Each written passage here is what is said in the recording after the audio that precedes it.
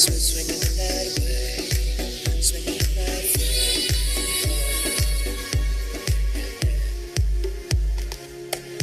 were the shadow to my light. Did you feel us?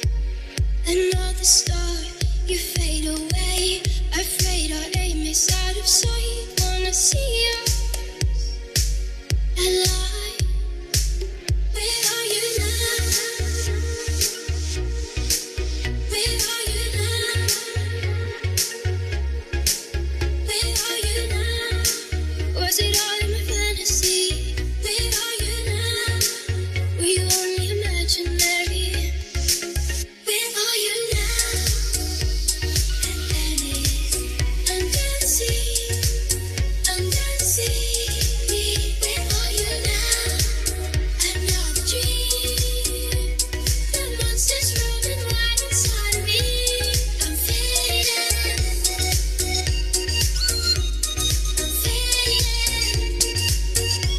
So lost. I'm fading. I'm fading. So lost. I'm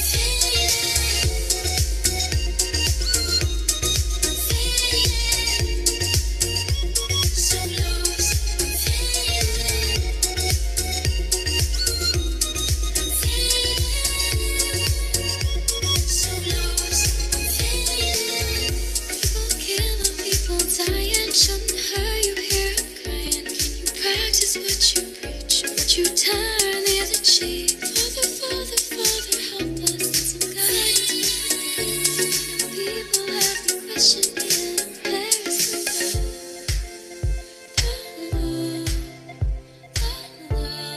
Where is the love? The love, the love. Where is the love?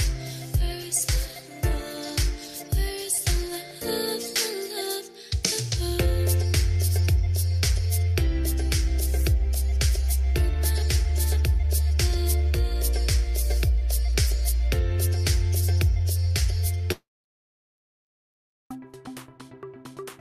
Globe Business can help you provide better healthcare for Filipinos. Through live streaming and social media events with Consulta MD, you can highlight your brand and reach out to your clients in a meaningful way.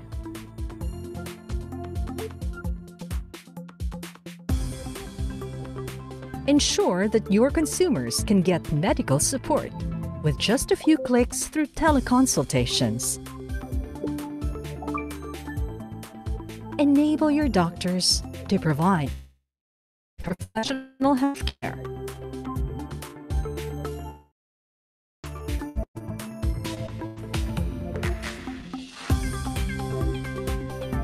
Let them experience immersive virtual events with AdSpark to reaffirm and strengthen your relationship. Enable everyone to stay connected and be safe at home. Your brand can progress while empowering our frontliners and uplifting the lives of Filipinos with these healthcare solutions. Own a healthier, braver tomorrow.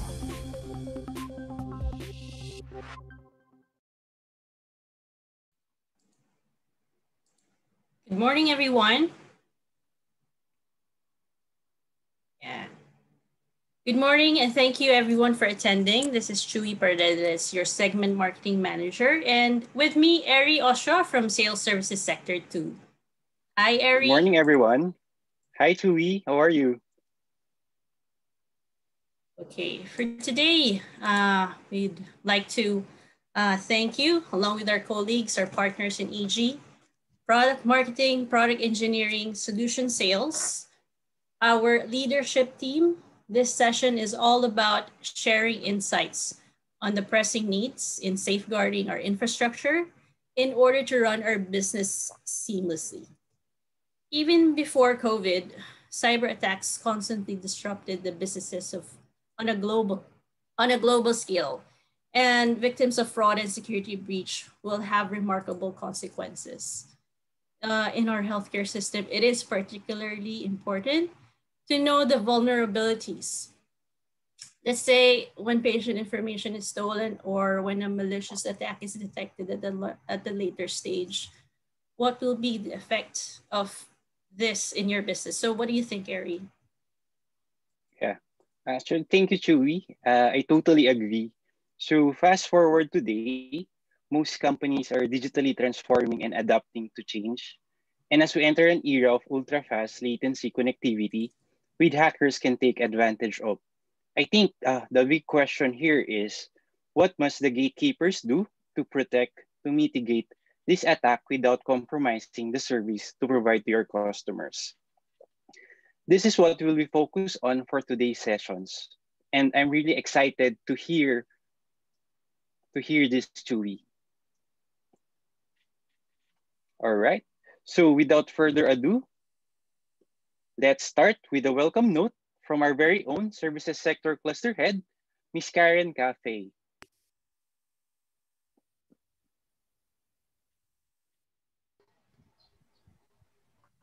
There.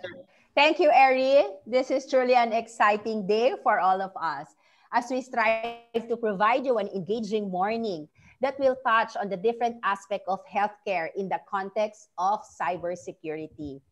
It is very important to highlight the value of our topic today because regardless of our business groups or the tasks that we embark on, security is always an unspoken language that we all must keep close to our minds and actions. Since the start of pandemic, we've seen multitude of cases where access to healthcare is challenged. And that what's make even more challenging is that the welfare of Filipino are loosely guarded. The access to wellness or healthcare services and health insurance are important component of this ecosystem. The organizations have adapted during the pandemic, with some even boosting with business continuity programs that enable them during the crisis. But the influx of health-related data has grown exponentially. Take a look at our virtual or online on-site health declarations and vaccine rollouts. We register our names, our residences, and sometimes even our birthdays, all of which are also information that we use to log in our apps and email accounts. These are basic information that when loosely guarded can have devastating consequences, right? So hence, this is the best time to understand how we can readily address the growing need to protect our data by sharing best practices. Allow us to show you how to keep improving our cybersecurity posture by bringing our partners to talk about how we can progress safely and still deliver primary care to our customers efficiently. So without any further ado, let me give the floor to Eri to introduce our speakers for today. Good morning and thank you, everyone. Karen? All right. Thank you, Miss Karen. And I definitely agree with what you said. I think this is the right time to address the growing need to protect our data because, as we all know, technology evolves and also threat evolve. So this is our time to make sure we have the first-hand knowledge and learn from our esteemed and trusted partners from cybersecurity. So allow me to introduce our first speaker for today. So Mr. AJ Mishra. AJ has 20 years of experience in cybersecurity. He is the current director, security, technology, and strategy handling Asia Pacific and Japan in Akamai Technologies. He obtained his master's degree in information and computer science in Yokohama University in Japan, followed by Mr. Fernando Certo. Fernando is the director for security, technology, and strategy for APJ, Akamai Technologies. He has been in IT industry for almost 2 decades. For the last decade, he has been focused on resolving customer challenges and evangelizing the new technology, the application performance and securities area. So good morning, gentlemen. Good morning.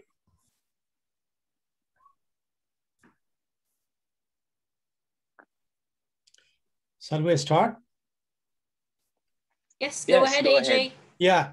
So good morning, everybody. So first of all, a little bit introductions myself. So I deal with, let me just share my screen. All right.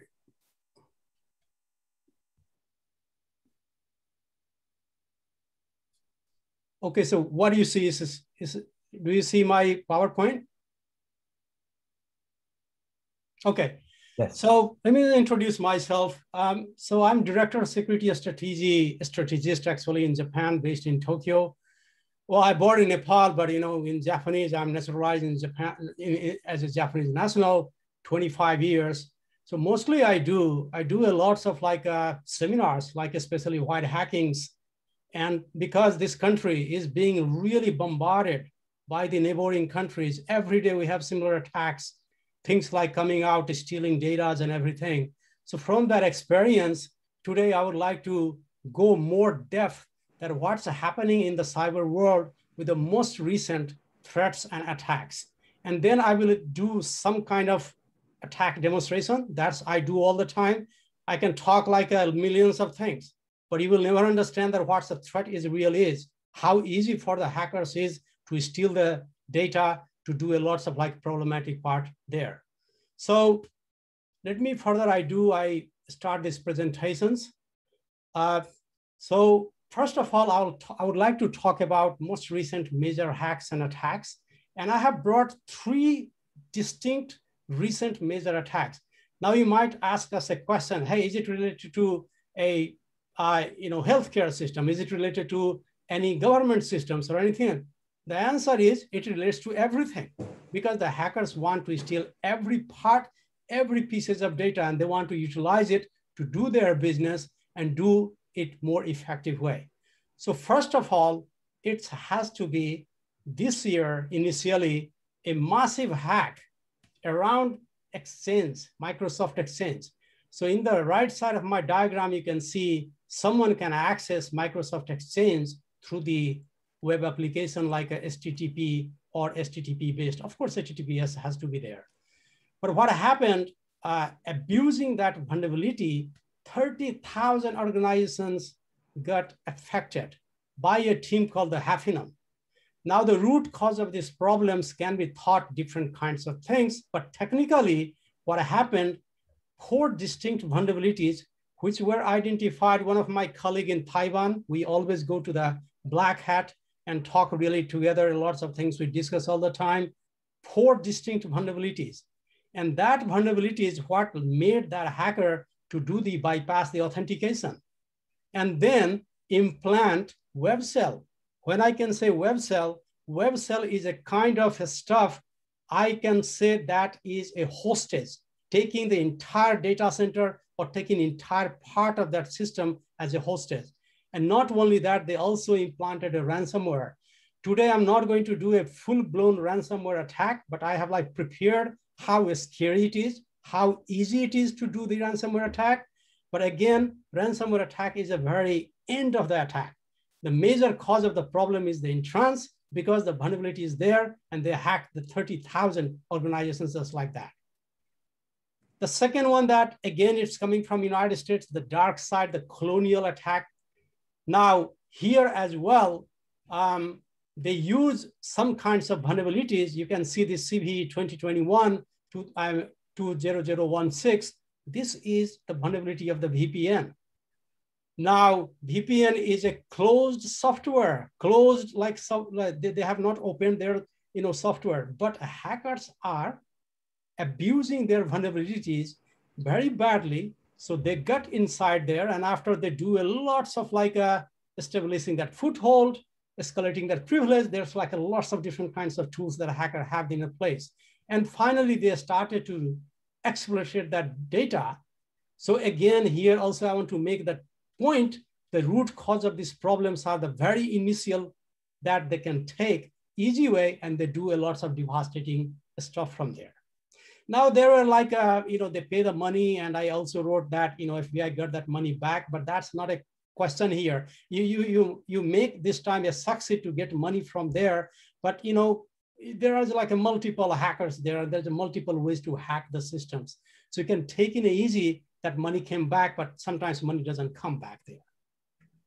Now the third one, and this is a little bit important one because it just happened like 2 weeks ago, Kasia attack. And this one I can say it's a supply chain attack. When I say supply chain attack, you have doctors, you have patients. Think about you give a system to your patients and you want to update some software for that patient. What happened? Your entire patients got hacked and the files got encrypted. That's exactly happened here as well. So, well, Kasia is of course, an IT management company which manages all this remote controlled their devices and everything. The problem that happened here, the hacker abused one of the zero-day vulnerabilities, and then they implanted their problematic part of the software in 50 plus MSPs. I'm talking about the MSPs. It's not the end user.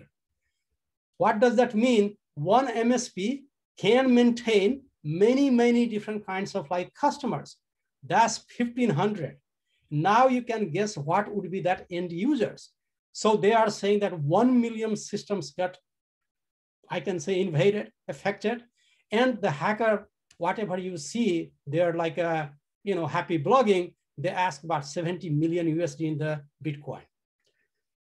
How that hack happened, I go a little bit depth, but again, the time is just, I have like 25 minutes. My colleague has 15 minutes. I don't want to go deep inside, but again, there is a common point between MS Exchange, common point in that dark side, and in here as well. They abuse in the very first place a problematic part of zero-day vulnerability, and then they kill all the logs. So a researcher cannot even go and do a lots of like analysis, and they put a hot fix automatically to all those 1 million devices one by one. But here is the catch.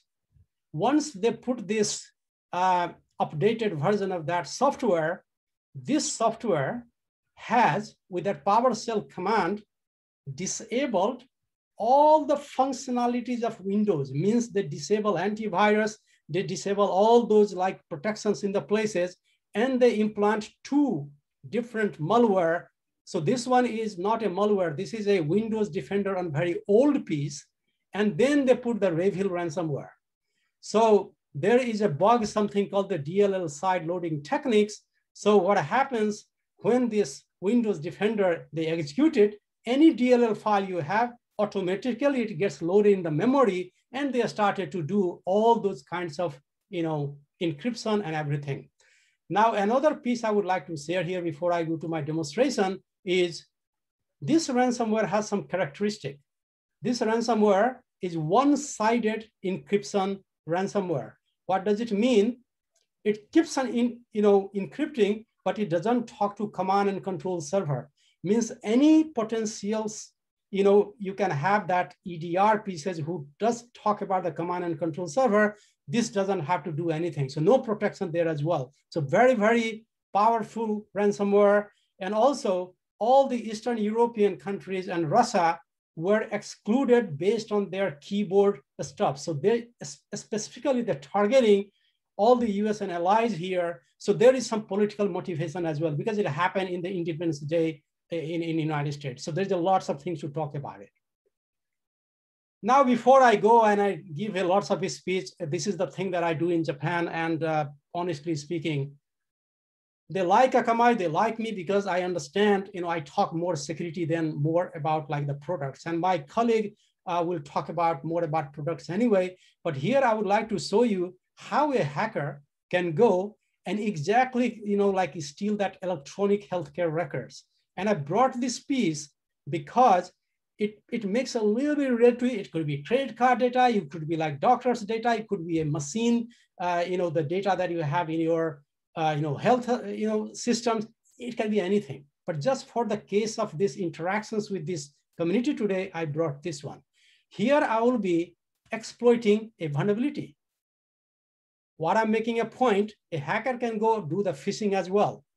But if you have a vulnerability, in your system, it's a wild, wild west. That's why we need the zero trust. That's why we need a lot of web application firewall. But that's I'm using, and I'm using the VPN through.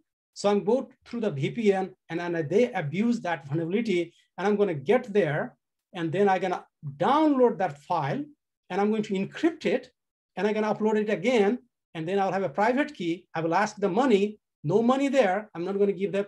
This exactly the ransomware attack happens. So here is some of the piece that I brought. CVE that everybody thinks about, there is not a problem in the world because it's a closed source. That's not the case. In the last few years, if you can see, there's a massive vulnerabilities. All vulnerabilities you see is a closed source stuff. You can see Fortinet and PulseSecure made lots of noise here. So that is one of the things that I can, but I'm not going to hack this one today because it's not part of the Akamai, but you can think about it that anything can be vulnerable there. The problematic part of the vulnerability I'll be using is one of them is something called the zero logon. And why I brought this one, because when this vulnerability came out from Microsoft, they were chaining VPN with this vulnerability and taking entire data in their control because we do not have the place for the zero trust. So what this zero logon exploit is, the hacker sends some kinds of packets, which I'll be sending today in a very fast.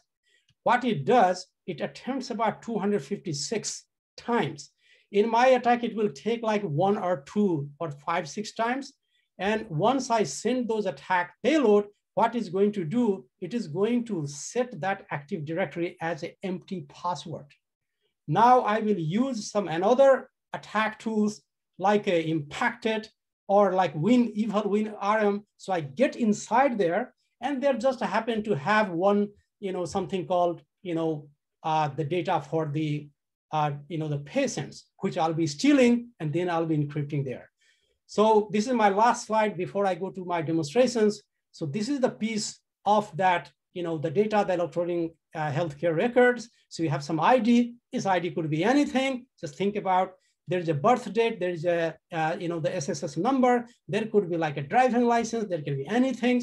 That's what a patient gives to the doctor to have that like a management in it. Now, this is going to be getting hacked. And what I'm going to do is I'm going to send a payload by utilizing that vulnerability. And then I'm going to steal a SAM file. When I steal a SAM file of the Active Directory, I'm a wild, wild west. I can do anything in that stuff. So that I'll be showing you sooner. Then there is supposed to be a healthcare file. Then I'm going to download that one. And I'm going to go to encrypt it and upload that. And finally, I will have a private key, and then I will decrypt it just for the sake of that protection side. So that's that. And then I'm going to go share one more time my hacking machine. So today I have built just one confirmation. If everybody's seeing my something different, like the command prompts and everything. Good. Yes, we can see that, Jay. So here it is that I have built this is my Microsoft that I'm going to hack today. So this is your ID, there is a birth date, everything is one file that I have built it. This is your data, the simple demo file that you have. I have another file as well, and this is supposed to be on the Windows box there. What I'm going to do it, this is my hacking machine. This is the vulnerability that I'll be utilizing it. I'm going to go and download this one to my hacking machine, so which I can show you. So before I do further, you see there is not a sample demo file here. There is not that simple demo file. So let me do some command and control here, and I'm going to download that sample, which we will show exactly after do one more LL command here. So one command I'm going to use it is very simple. So let me just go. I have this Python, and this is the vulnerability CV that I'll be using it. This is my server, this server that I have, and this IP address has happened to be this one. And by the way, I'm through connecting this machine through this VPN just for the sake of demonstration. Don't think that I have like attacked that VPN and I have gone there, but hacker does that way. That's the point I want to make. So I'm going to go just have your like, eyes on this side. So this is gonna be 256, I say, but it will take very less time. So it just took it like maybe less than that. And the passwords in itself got the empty string. Now what I'm going to do, I'm going to steal the entire SAM file. And how that SAM file will look like, I'm just going to show you around. This is one of the scariest things can happen to any data center. It doesn't matter which system it is. But look at this one. I am stealing the entire SAM file of this system, which is giving me an user ID and also giving me an hashes. Now I can take these things, and then I have another tool, which is eval WinRM. This is the worst tool you can have. Now I'm using that user ID and that hash, exactly that administrator, and then hash. Now check this out. I'm going to go and get inside this place over here. So how am I gonna get it? Very simple, this way. So I got in that system, and let me just do a directory level here. Yes, so there is my target, simple demo that I'm like I was explaining earlier. So how am I gonna get it? And did I get it or not? Proof of concept, always make my point that do I have that? So I don't have that file here. There is simple.org, but there's not demo. So let me just go, and I'm going to go download, and then sample.demo. And let's check this out. It is downloading, 100% done. Let me show you the proof of concept. Exactly, I have this file. So what does this file, it looks like? So I can go sample demo. Yeah, exactly the same file I had here, I have also in my pocket as well. Now, well, this is not fun. What I'm going to do is encrypt this file with a ransomware that also I have in my, so let me just go exit it, or I should not there, just here. So I have a ransomware that I built just for today. What I'm going to put it,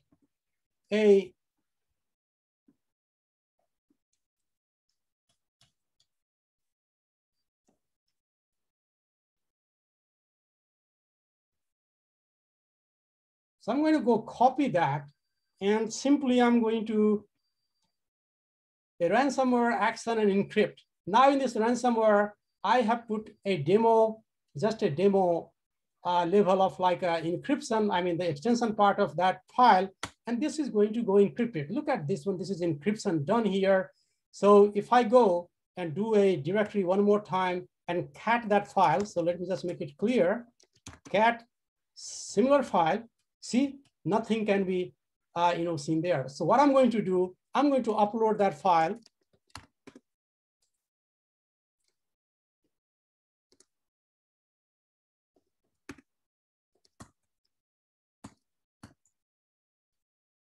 It is uploading it. And now check this out, that what this poor guy is gonna have. It is already like, encrypted, and things been already over there. So I'm going to ask for the money. If you don't give me money, I'm not gonna give you things. So in the end of the day, is something needs to be encrypted, now it needs to be decrypted. So I also have that program for the decryption. But before that, how much time we have? Do we have any minute left? I think you have another 2, AJ. Okay. So what I'm going to do is I'm going to go and copy this one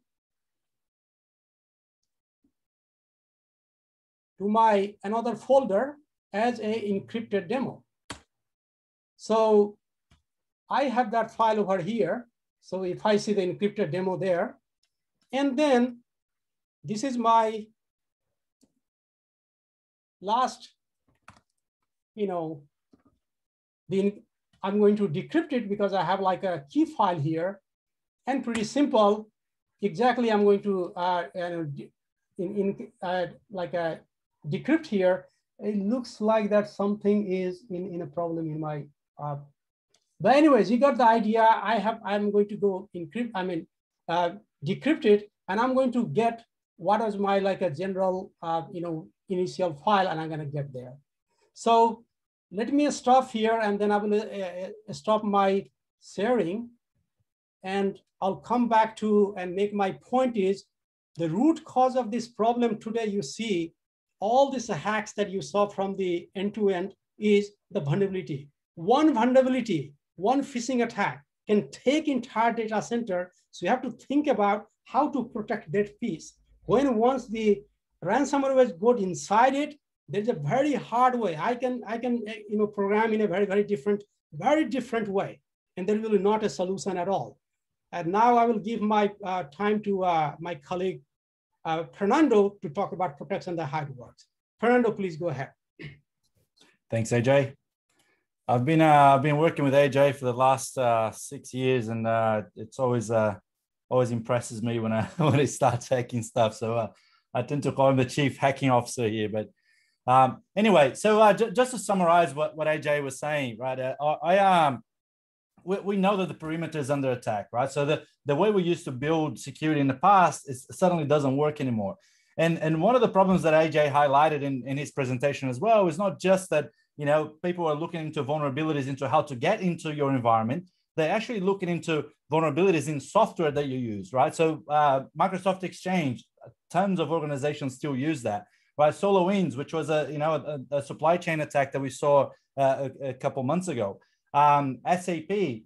What's interesting about SAP was that there was a piece of research done that every time SAP releases a patch to their software stack, it takes about 72 hours for them to see that the bugs that were being fixed as part of that patch being exploited in the wild. Right. So the same thing happened with Kasia, with Kasia's VSA. So all of these software that we expose out to the wide internet is really what the Achilles heel of every environment is, right? And we need to start getting better at that.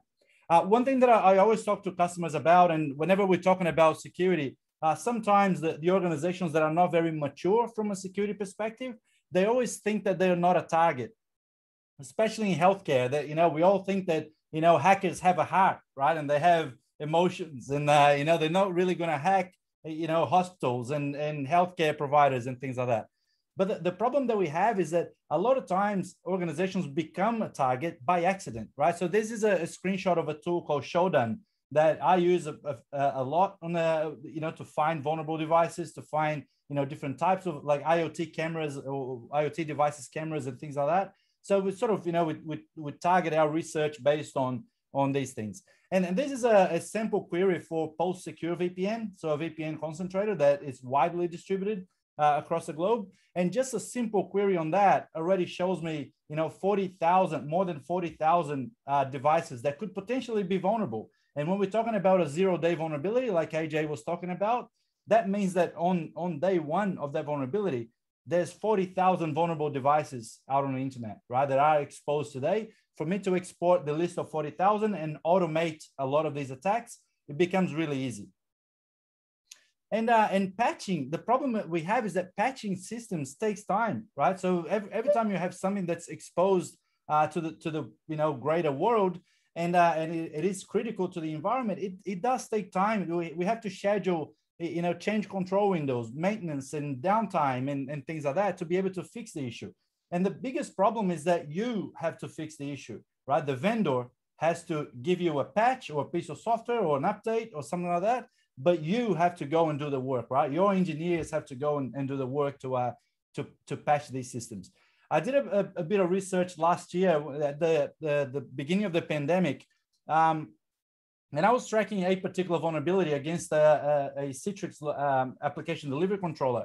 And what I wanted to gather out of this was how long it takes for organizations to patch their systems. So this was a pretty critical vulnerability with a CVSS score of 9.8. So this is from 0 to 10. This is how we track the severity of a vulnerability. And you can see that 5 months after the patch had already been released, we still had thousands and thousands of devices out, still exposed on the internet that were still vulnerable. I ran these same scripts a couple of days ago, and there's still several organizations in the Philippines that are still vulnerable to this vulnerability from December 2019. Right, this is how big the problem is, and what AJ was trying to highlight in his presentation. Now, the other problem that we had is during the beginning of the pandemic, we started to track all of our customers who were using corporate devices for personal use. So now that every now and then we all work from home, every now and then I'm based in Sydney and I'm in lockdown again. So the device that I use for every day for me here at home is my work laptop. I don't shut it down and bring my personal device, right? It's already set up on my desk, so I just use that for everything. And we started to see the increase in things like media streaming and gaming and social media, which is, you know, a significant increase in personal use in those corporate issue devices. But the thing that really amazed us was the fact that there was more than 400% increase in malware activity in those devices, right? So it goes to show how tied the personal use of a device will be with, you know, people getting, you know, being the targets of phishing or, you know, clicking on the wrong things and you know, deploying malware in their devices. So this is a serious problem that every organization, especially in health, needs to look after. So how Akamai can help here, right? So there's pretty much three things that we do as part of this talk track we can help with. Our first one that I would recommend is really embark on a zero trust network access journey, right? So this is something that I've been working in that product portfolio in Akamai for since 2016. We've seen, you know, tremendous change in organizations and how they do business today and how they build corporate networks. But this is a key piece of the puzzle, right? What AJ was saying about these services or these, you know, vulnerable devices or vulnerable pieces of software being exposed out on the internet. This is something that we need to really pay attention to, right? So get rid of that access, that public access, right? So make sure that everything is trusted. Add secure MFA, so multi-factor authentication to all your applications, right? So internal or external, you have to turn this on, right? And what I mean about secure is that I'll give you a little bit more details on what Akamai has been working on from a multi-factor authentication perspective. And the third one is you need to have visibility and control on what every user and device in your organization is accessing outbound, right? So what are they talking about? What are they talking to when you know those devices are communicating to somewhere? One of the demos that AJ sometimes does as well is data exfiltration from environments using techniques like DNS tunneling and things like that, right? So we need to have tighter control on what's being seen or what these devices are using outbound.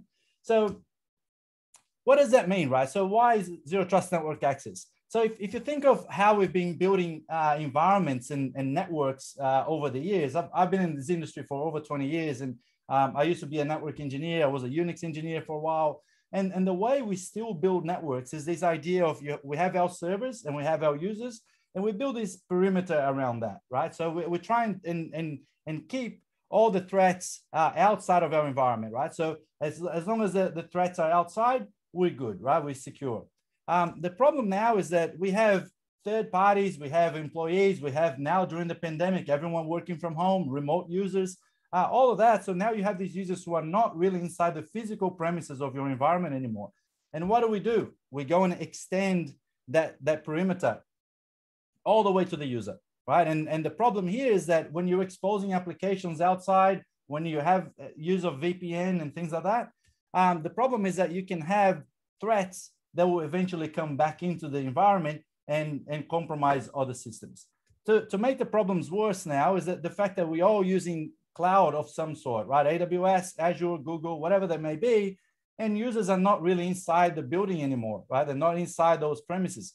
So now users are all exposed to threats when they're trying to access applications that are running in different environments as well.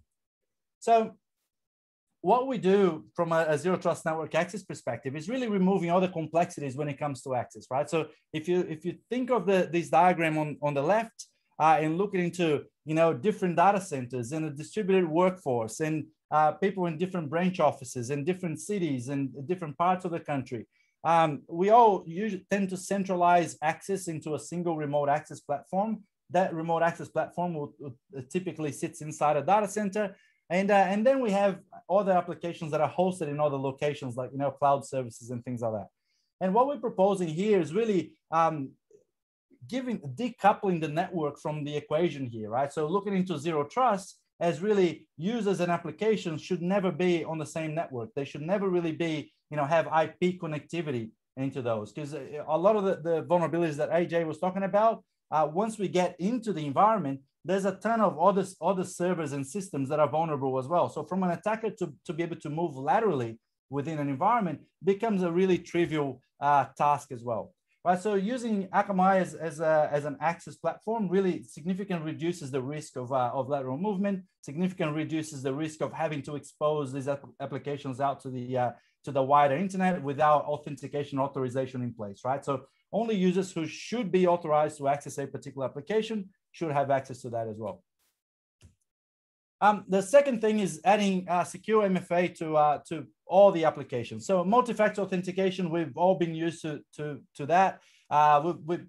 We all know how it works. We usually get an SMS or hardware token or whatever that may be. But one thing to highlight here is that the vast majority of breaches in corporate environments are due to compromised credentials.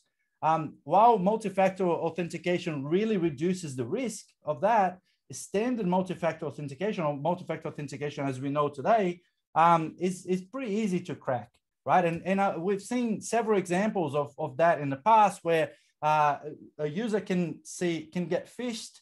That phishing lure will have a URL pointing to a proxy somewhere. That proxy is under the control of the attacker.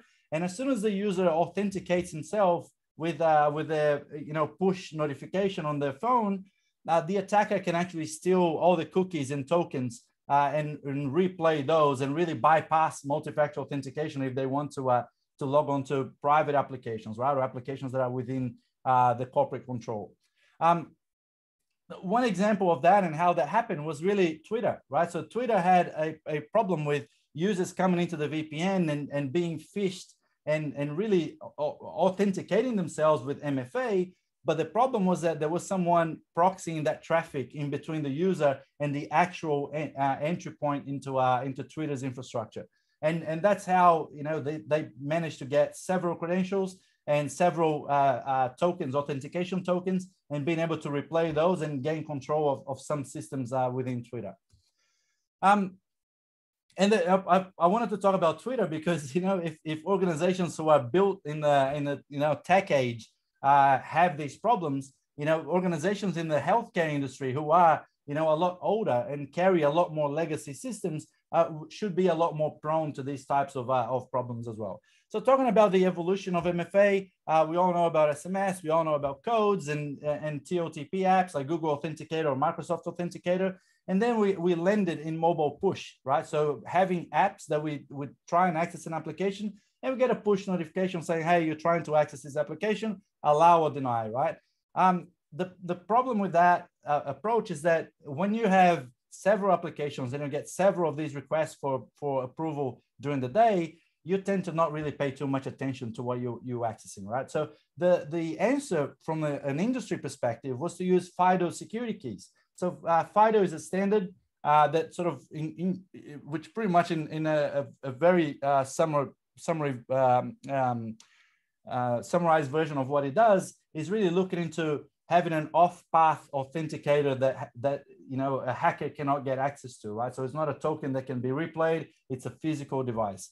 The problem with physical devices is that we lose them. Then we got to call help desk and get them reissued. The company that was probably most successful when it comes to FIDO keys is Yubico. So every YubiKey costs about $50 US. So for an organization to buy thousands of those and have a bunch of spare keys to reissue to employees, it's a significant investment, right? And it ruins the experience because you still need to stick a USB key into your device. And there's other security risks that would come to that as well. So what Akamai is building is really a cost-effective, fish-proof solution that doesn't really need to be tied to a physical token, right, or physical key. So reduces the risk with FIDO2. It's very rapid deployment. It's not tied to the rest of the platform. So we have customers who are using this as a standalone solution as well. Obviously, if you have all the other Akamai components, it's a much better security posture for organizations. But it is something that, you know, we're helping a lot of customers to really embark and build an even stronger zero trust foundation within their environment. So stronger security standards with FIDO2 and WebAuthn, with the smartphone usability that we all are accustomed to, right? So with push notifications as well, the main difference is that there's a binding between the smartphone and the end user's device or the laptop. So we know when, you know, if there's a proxied approach in the middle, we know that trigger for MFA didn't really come from that device that we know and trust. So it's something that, you know, we're starting to see a lot of our success across our customer base. And it is a solution that we only launched in late April this year. The third one, and I'll try and speed up on this, is really controlling what users and devices are accessing outbound, right? So DNS on its own has a lot of really interesting data points from a security perspective. So we had a look into our threat intelligence and looked into some of the threats that Akamai has been blocking. A lot of those are all related to DNS. Yes, proxy is great and proxy helps to tighten up the control, but DNS on its own is a really good telemetry and a really good indicator of things going bad within the environment, right? I got this quote from one of the analysts from Gartner, and this is from probably 2 years ago. And they were saying that, you know, the DNS client is present in pretty much every single device, right? And the fact that we're not using that effectively as a security control is beyond us, right? So the tools are there to use, and they're very simple to implement as well. So if you can look into every DNS request from a device, it's easy for you to know if that device is trying to access a phishing site or a malware command and control server or anything that's malicious, or even from an acceptable user policy with, you know, gambling, adult content, and whatever that may be. It becomes really easy to go down that path and turn that visibility on. Now, the evolution of that solution from an Akamai perspective was that last year we launched our secure web gateway. So on top of the intelligence from DNS, we also getting full proxy capabilities with authentication and everything else that you get on any enterprise grade proxy. And also you know, we have a couple of antivirus and anti-malware inspection engines that are in line. So, you know, without having the need to have additional agents and things like that. And also, you know, giving visibility and control over SaaS applications, data loss prevention, so DLP as well. So all of that built into the same platform as well. With that, I believe I'm about a minute over. So I'll hand over back to you, Eri, again. Thank you. All right. Thank you. Thank you, AJ and Fernando. So basically, it's just show how vulnerable every company is. And it can be from any various attack. So the key point here is the invade, the evade, and bypass attack strategy is something we witness, and how reducing risk in accessing our network is possible. So Chewy, would you like to introduce our second speaker?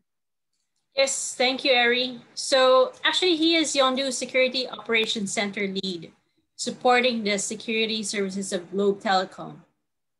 And he has over 15 years of experience handling cybersecurity, working on various and biggest brands all over Southeast Asia, Europe, Japan, China, and Korea. So please welcome Mr. Milo Pacamara as we delve into how Yondu's local SOC will be the bridge in helping you with your Zero Trust architecture journey. Milo? Thank you, Chewy. Okay, give me a moment. All right, everybody can see my screen? Yes, that's... All right, thank you for that one. So to start up, as per what you call it, as Ms. Chewy, the engagement for today is more of a stake in the Philippine healthcare sector. All right, so short presentation for this one. All right, so primarily, most companies in Asia has the idea that, well, let's not try to reinvent the wheel, okay? I would usually go against it, and I would point out that the first step in solving any problem is recognizing there is one. And in Asia, there is a serious gap. Okay. Along the presentation, we will point it out properly. Okay, so to understanding with the healthcare system, so we basically studied up pretty much the basic supply chain of a hospital. So this is the regular platform that you have. So from producers, purchasers, providers, fiscal intermediaries, and then payers. So each and every one of them are viable targets. And then we have a complex hospital. So this is, well, I'll put it this way. This happens within conglomerate-based hospital platforms. So it goes in with complements to group purchasing organization, from vendors to even the global health exchange. All right. So this one has a vast amount of data cutting across between what you call that, institutions. Okay. So with that, one of the IoT risks that's being identified in this scale is, well, the medical devices and, well, pretty much the healthcare system. So just an overview of how real and present is the risks and the dangers there is to hospital. Let me cite in some most current incident that happened within the healthcare system. So here you would see, as pointed on New York Times, so this is an NIAS General Hospital.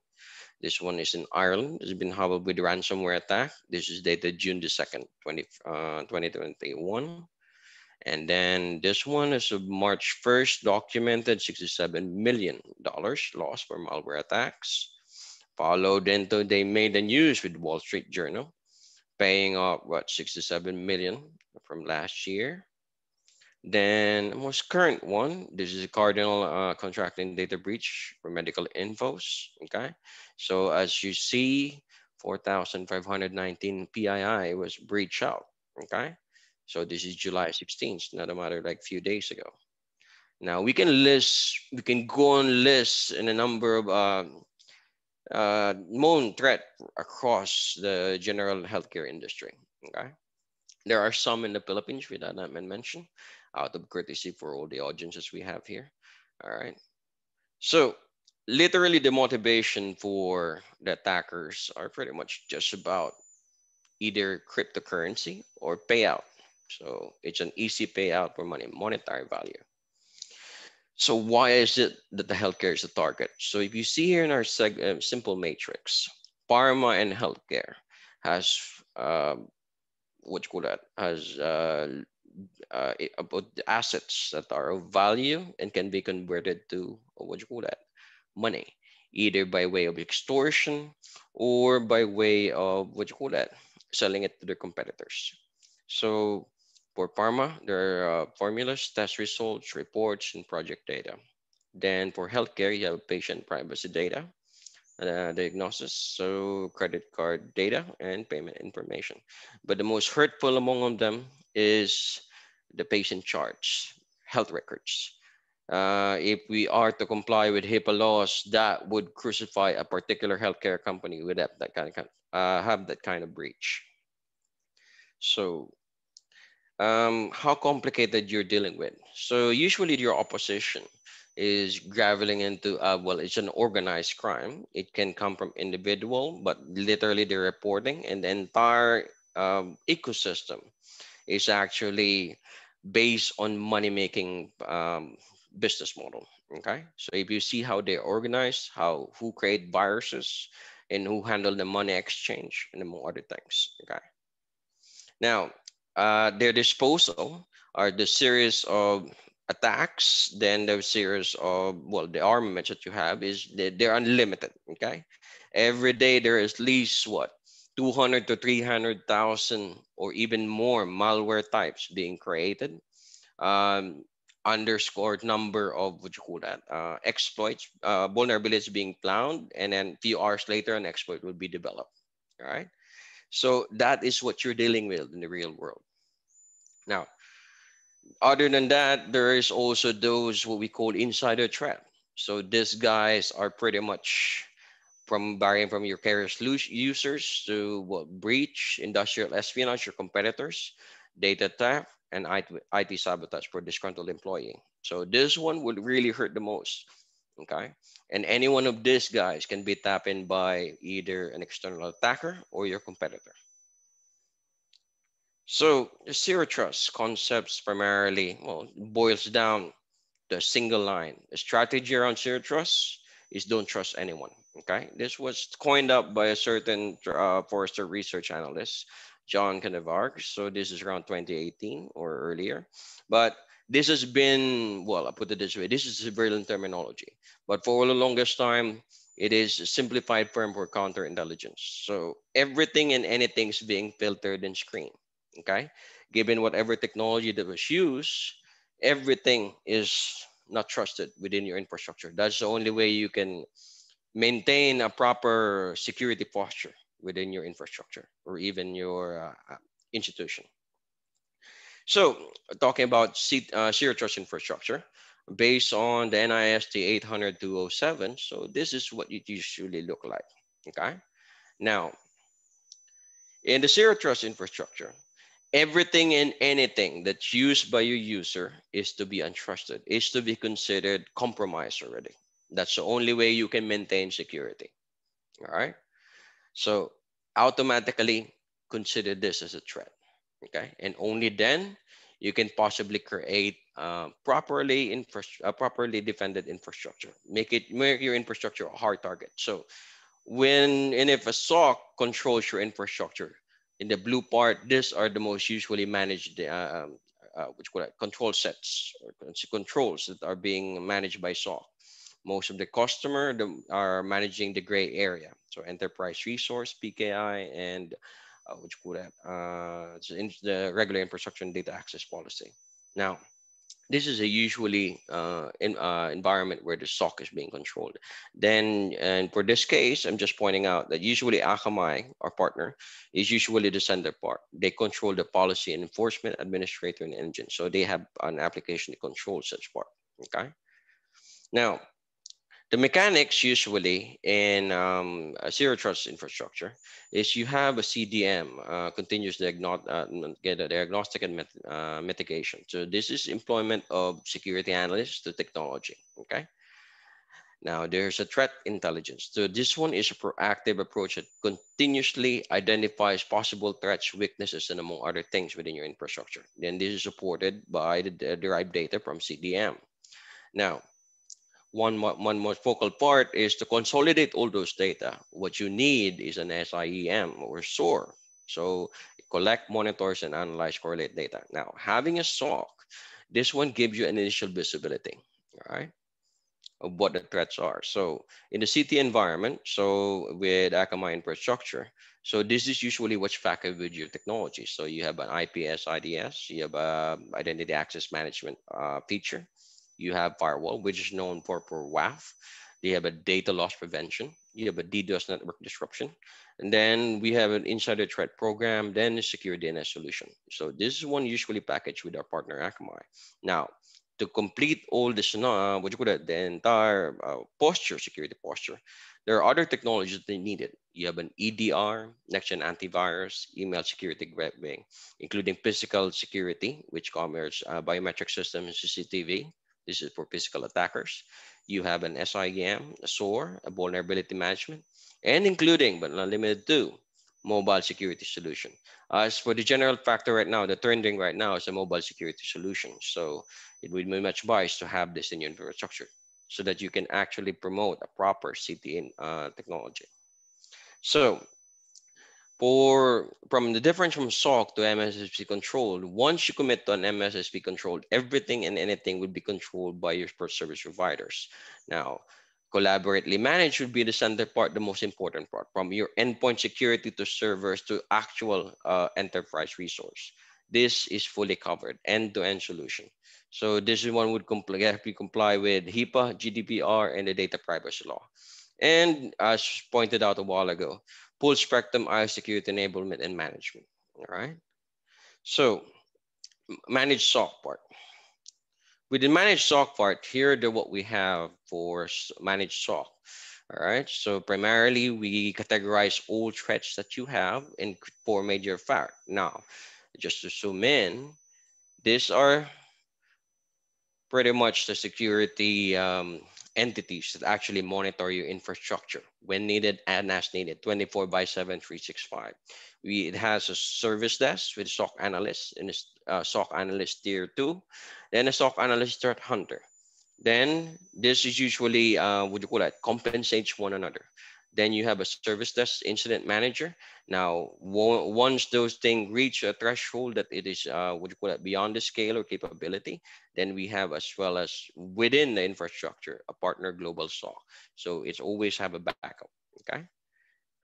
So we always complement all the possibilities. Worst case scenario, that's what we look at. So PORSEC capabilities. So 24 by 7 SOC support, remote incident response services, remote threat engagement manager, continuous threat hunting, mitigation, and support for endpoint and network for cloud. Now, example of such capability is something we have for threat hunting. So as of yesterday, 17 hours ago, let me zoom in, we identified a particular large-scale phishing attack banking on something that was discovered way on 2018. And this vulnerability was exploited starting February 2021. Okay, so this was against a particular banking system in the Philippines and pretty much targeting older subscribers. So here's an example URL, and to much of our amazement, 17 hours ago, if you can see, not much of a regular AV can actually detect it. So it goes through like a hot knife through a butter. Okay, so these are the things that we look at and advise our customer that, okay, you need to posture up because we are seeing threat that is beyond the capability of regular antiviruses or security solutions. Now, more so with the threat hunting, your example of our threat research is we look at particular areas, in which case not within our scope, just to anticipate and provide proper advisory to our current clientele. So here's an example of Q1, Q2, 235 assets across Philippines was compromised. Okay, so academic, private, and a government sector as what you call that, demarcated. Now here we understood the attack as it goes. So it was actually relying on to the exploit that what you call that, exploiting the event that unfolded last year, which is the lockdown in the Philippines. So most IT and InfoSec team was just trying to reconcile the idea of COVID when they hit hard. So previously there were already creeping probing attacks, but during the actual lockdown, that's where this attacker identified a perfect opportunity to exploit it. All right. So at the peak of the attack, management, so this is somewhere April. So management, IT, InfoSec team, where they're planning to just implement work from home. Okay. So they're still, what you call it, rattled with, what you call it, the rapid COVID lockdown in the Philippines. Then there goes for online learning for students and among other things, even to employees. So work from home scenarios. So they were caught up in a, they were actually caught up in and having their business run while the attackers are going to. So this is a regular timeline. So a more, what you call that, a more detailed timeline. So if you see here, we were monitoring them starting around the early of January, and we can see the spike already. Okay. If you guys recall the date that the ECQ was executed in the Philippines, you would see that the spike are up. So at the latter part of March, the probing attack was already commencing. Okay. Now, they identified that there was a serious vulnerability within the workforce and the behavior of the employees and InfoSec teams. They commenced with an actual attack. So the one in yellow is the one that hurts the most of 235 companies that was listed a while ago. Okay. So identifying those, narrowing down, we identified most of the attacks was concentrated on legacy, outdated, and misconfigured infrastructure. Okay, so they were exploited along the way. So most of them are targeting Linux and the outdated Linux. So you would see as well some Windows here, regularly, what you call it, pretty much the outdated versions. Okay, then there was a new version of Windows. One of them actually had Windows 2016. It was misconfigured and was exploited along the way. So most of them are actually leveraging on the application side, which will attack. Okay, lacking such a technology, that were actually breaching. So this is a combination from social engineering to extortion and more other things, okay? So infra challenges that they have, most of the company were relying heavily on, well, basic infrastructure. The one I pointed out a while ago is for them not having any one of those, okay? Or partially having one of those. That would made the attack, what you call that, possible. All right, so identifying then as a part of our threat research, we identified the common attackers. So if you can see here, the list of the namesake or taglines that they usually have, and their day jobs are BA, PT, and pen testers. So these are the common guys who usually, well, practice security. Sorry, go back. All right. So they're developers and pen tester. Their hobbies being black hat or cyber criminal. Some of them are carders and actual scammers. The capability in buying on skill set is from 10 minutes to 3 hours to time on target. So they can breach in those time frames. Now, how did they possible that these guys manage to identify which one is weak or which one is not? So some of the employees of those 235 institutions that we identified are actually collaborating them because they're in the same community. So they're sharing data, asking for help and more other things. So the extraction of information vital for the attack was done by social engineering. Some were asking for a form of help that they were like actually disclosing the infrastructure of the company, set up configuration, naming what brands they're using, and among other things. And some, in some cases, actually offered monetary compensation, okay, just to look away. So usually this is the coverage of our threat research that we can help most of our existing clients to make sure that their infrastructure are actually, well, prepared for the possibility.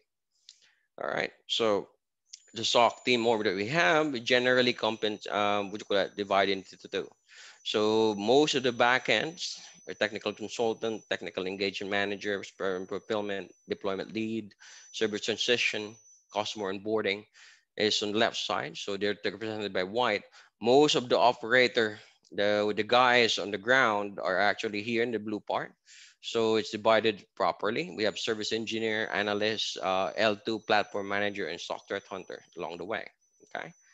So as for other information with Yondu, these are the other services that they have in coverage. So yeah, that's pretty much what I have for this morning. And thank you. All right. That was very informative, and this opens up a lot of questions. Thanks, Milo. And I encourage our guests and colleagues to raise their questions to our panelists.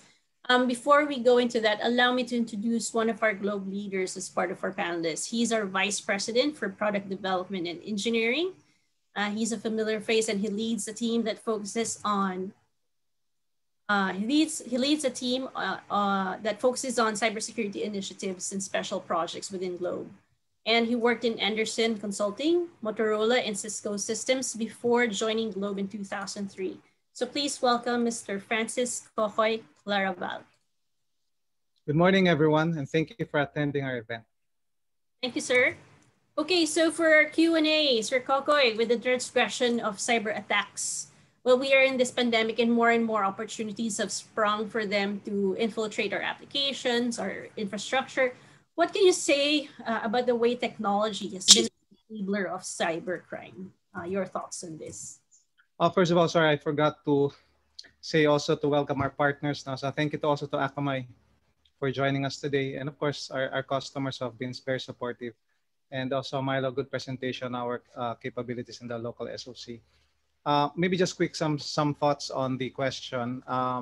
Yes. I was actually reading a recent Okta report on logging across over 9,000 organizations globally, and the top applications that are being used or at least logged on globally are, no surprise, Office 365, Amazon Web Services, Salesforce, Google Workspace, and of course Zoom. So maybe not surprise to all, no. But what's surprising was Office 365 and Google Workspace now account for over 36% of these over 9,000 plus companies, which means to say that it also exposes a lot of potential issues, right? as we all know, the vulnerability that the speakers mentioned earlier, a lot of that has something to do with actually some user access that gets compromised. And Akamai talked about MFA earlier, which I think is really gaining a lot of ground. And we are a technology partner of Akamai. We'll be really looking into that space as well. But because of all these applications being used, there's obviously the potential risk for compromise on user credentials. And for an IT organization, and we have many customers here now in that part of the job, there is a direct correlation between number of applications employed and the size of your company using these applications. Therefore, the threat grows higher as you support a lot of this. And I guess some of the best practices that most IT organizations do is just to deprovision applications that are not really used anymore. And of course, employ technologies, processes, and solutions to ensure that your users are well-versed and well aware of how to be more careful. A big part of still cybersecurity breaches is human-related stuff. So a compromised user can actually make a company at risk.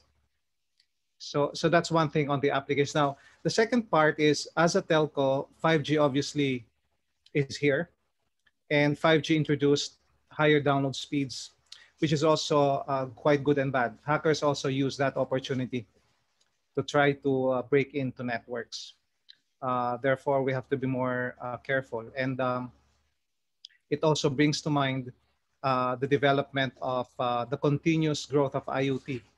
As you have these applications and networks, of course, IoT devices will continue to proliferate.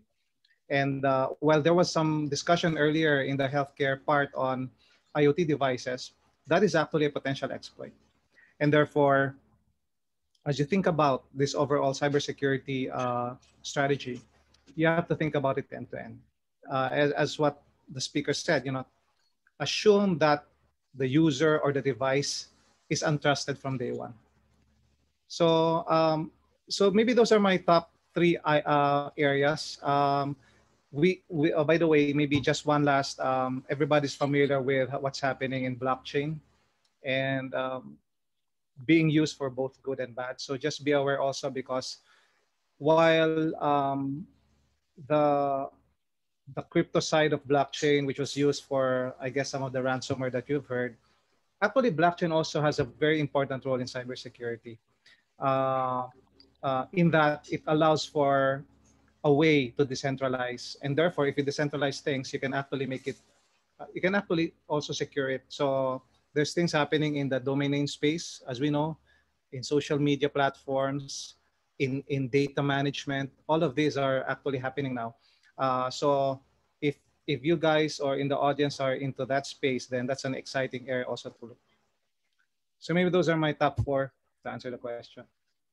Sir Coco, yeah, I understand. No, there are a lot of buzz around blockchain, especially in different industries, and it's just a matter of how the data is taken care of, how data is used or misused. So it's another way of dealing with a new technology, a breakthrough in decentralizing data, but at the same time trying to safeguard what we already have in that technology space. I'll go into the next question from our client. I think it was already answered, but just to float it again, if hackers can infiltrate company data through Zoom. So the channel would be a Zoom platform, and then they would also infiltrate or get company data. Is that possible? Anyone can answer?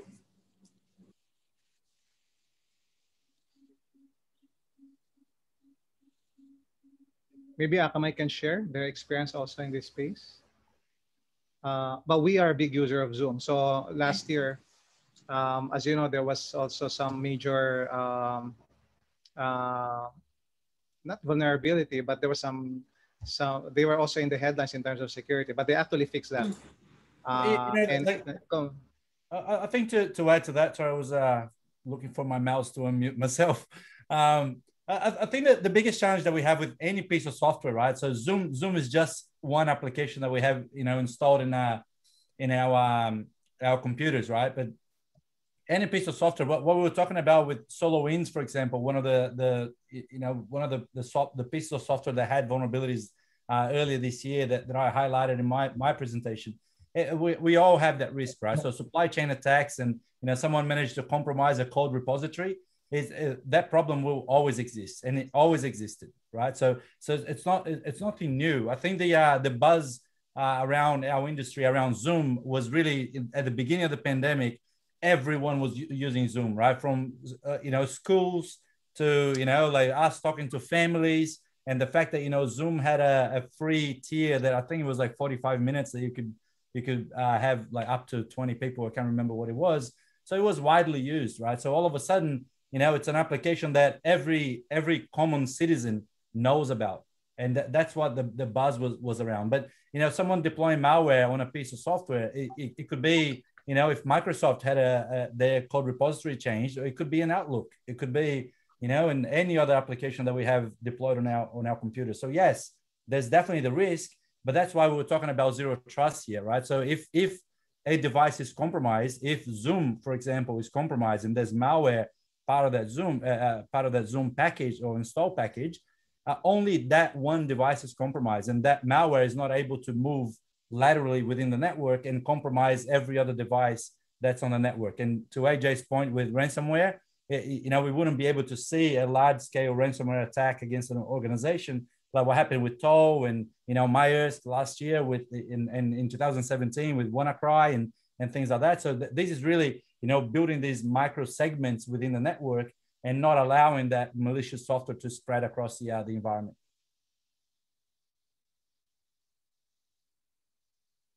So much, Fernando.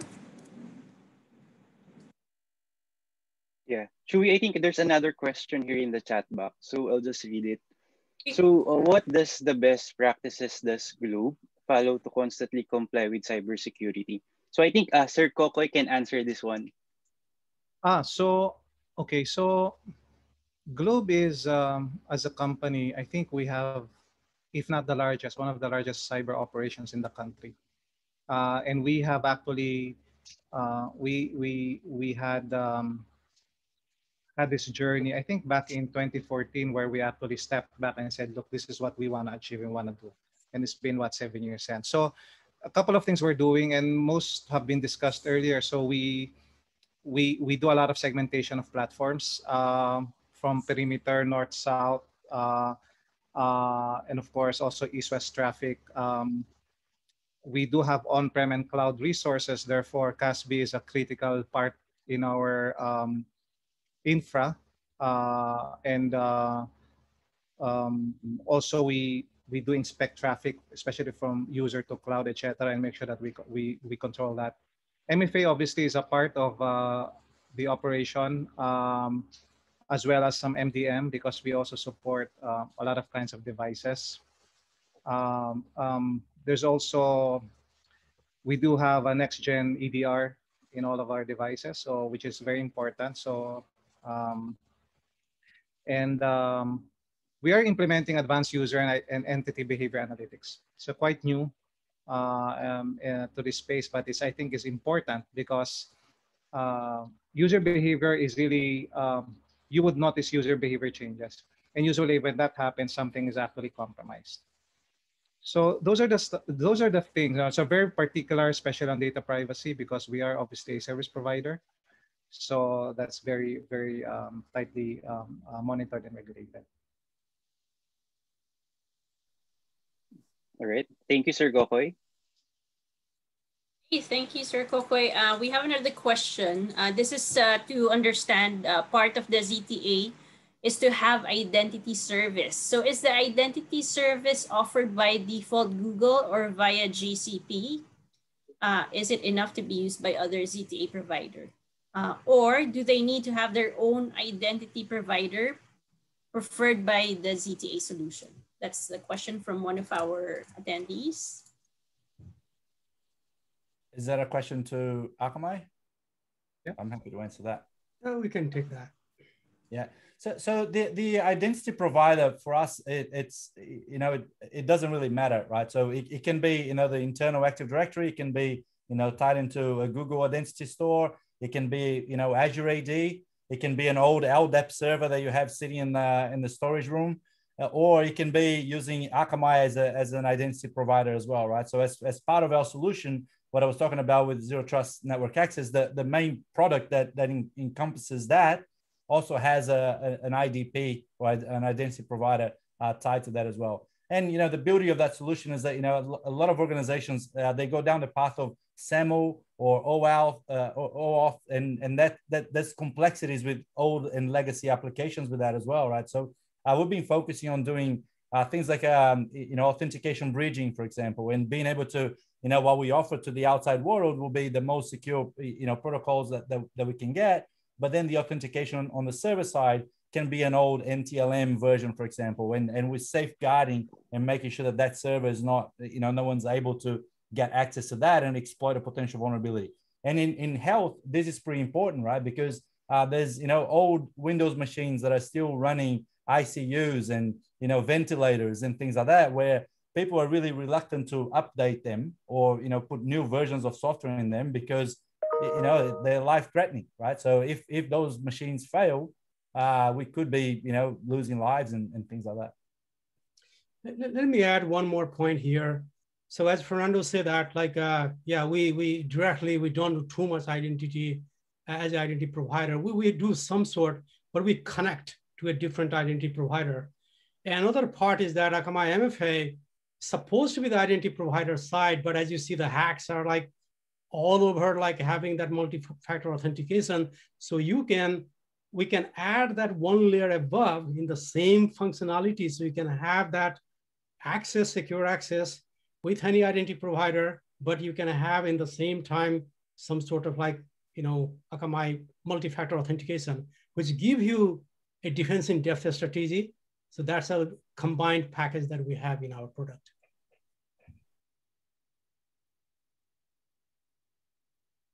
Thank you very much. I have a follow-up question for Akamai. What if there are a lot of security solutions? So how is moving to Zero Trust SACE affect those investments? Would there be an impact? Would they have to do a tech refresh? How do we move on in terms of that situation? Yeah, the cool thing about where we are today, right, with from a technology perspective, is and this is me with 20 years of history in building networks and access and remote access solutions and things like that. The beauty of where we are now is because everything is cloud delivered.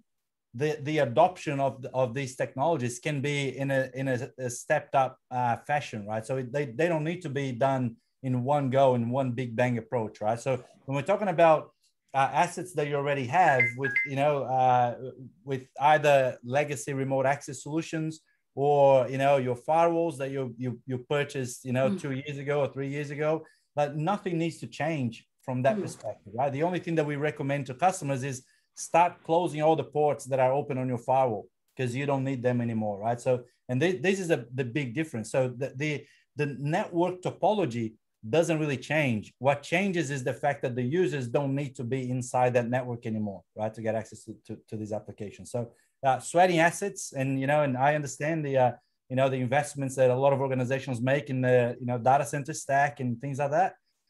They don't need to be replaced, right? They can still be there for the longevity of those devices, or or as long as the vendors are trying to willing to maintain software, right? But not having any ports open really changes the security posture of an organization. I think Ari would like to add something on that, the security posture. Ari? Yep, I think there's another question here. So where do we start in assessing our own cybersecurity posture? Would you like to answer this one, Sir Milo?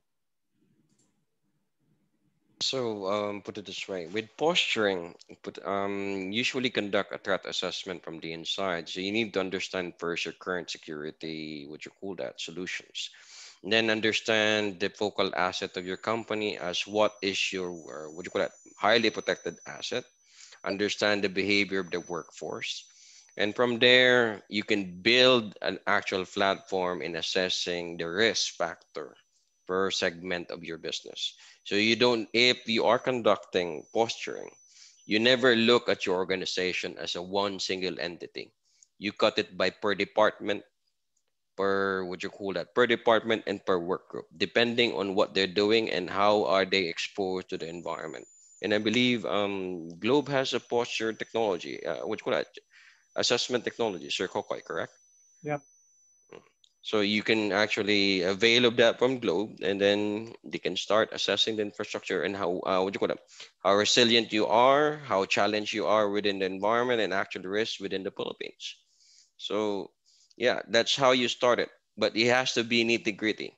You don't do it in a holistic approach. Okay, so thanks. Yeah, I want to add to Milo's. I think he made a good point that when you start a journey, let's say a zero trust journey, it's important to have some to to be able to show that you're actually winning. So he mentioned starting small, getting focus on maybe critical data or critical infra. Yeah, so that's one because you want to make sure that you're showing traction. But I want to add another important thing which we have realized after talking to many customers now is to bring people along the journey.